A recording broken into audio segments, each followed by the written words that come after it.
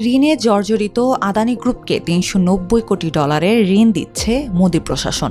Life insurance corporation of India LIC থেকে দেওয়া হবে এই অর্থ। কিছু নথির ভিত্তিতে এই তথ্য জানায় দ্য ওয়াশিংটন পোস্ট। এতে বলা হয় 2025 সালের মে মাসে আদানি গ্রুপের জন্য এই ঋণ অনুমোদন দিয়েছে ভারতের কেন্দ্রীয় অর্থ মন্ত্রণালয়ের আর্থিক পরিষেবা বিভাগ DFS।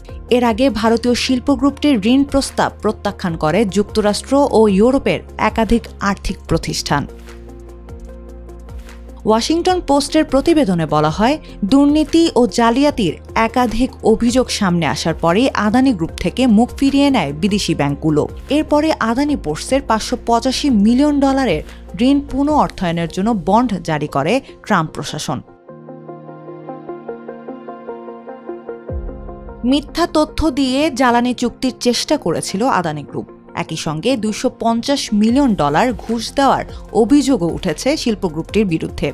যদিও মার্কিন বিচার বিভাগ ও সিকিউরিটিজ অ্যান্ড এক্সচেঞ্জ কমিশনের এসব অভিযোগ ভিত্তিহীন বলে দাবি করেছেন ভারতের বিজনেস টাইকন গৌতম আদানি।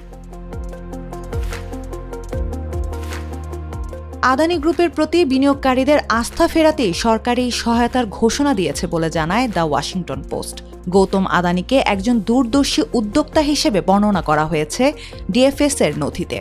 জাতীয় অর্থনৈতিক স্থিতিশীলতার জন্য তার ব্যবসাগুলোকে গুরুত্বপূর্ণ হিসেবে উল্লেখ করা হয়েছে এতে। তবে এর সমালোচনা করেছেন বিরোধী দলের নেতারা।